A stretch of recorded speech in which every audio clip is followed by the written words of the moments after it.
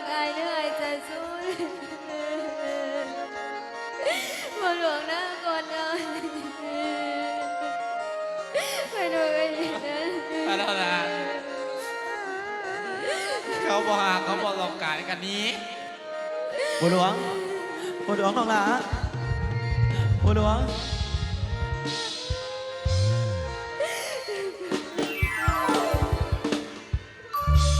อาจจะส้นว่าบัวหลวงว่า บัวหลวงนี่พ่อแม่มาน้ำไอดีสติน้องหลา แม่เนี่ยอาจจะส้นบัวหลวงนี่บ่มาอายด้วย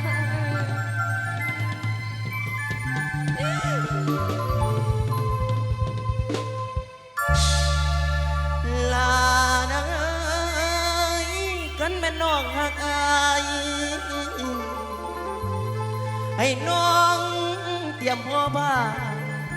หนีไปน้ำกันสาอายสิเลี้ยงอายสิเบิ่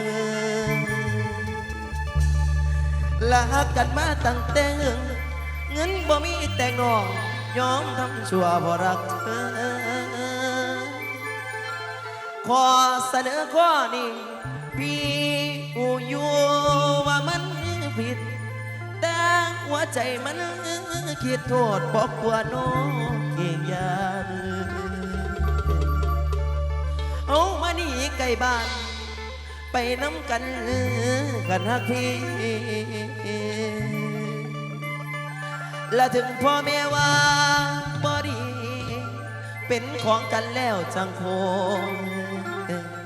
มาขอโทษเพิ่นเถื่อดังเล่นอยน้องสาว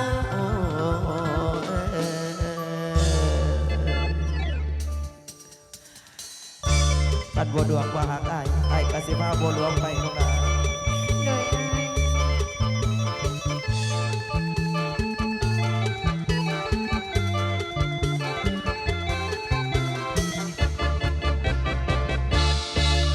รักพี่ก็ต้องหนีพอจะมาสู่ขอก็เงินไม่มีตัดสินใจเถิดน้องไม่ต้องให้รอหลายปีเตรียมตัวหนีไปกับพี่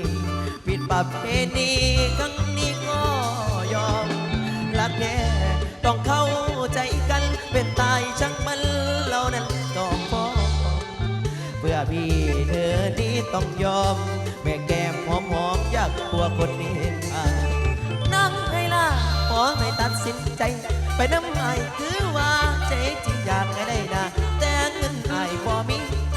ความรักพี่มีตั้งแต่หัวใจมือได้หลวงสดใสโมเงินคงพอเรามาไปเถิดน้องนี่พ่อไปอยู่ด้วยกันให้รักสองเราของมันค่อยมากับท่านพ่อก็มาคงไม่ใจจืดใจดำก็ดูตัวเองดอกนาถึงไม่ได้จัดงานวิวาพี่ก็จะรักการดาไปจนวันตาย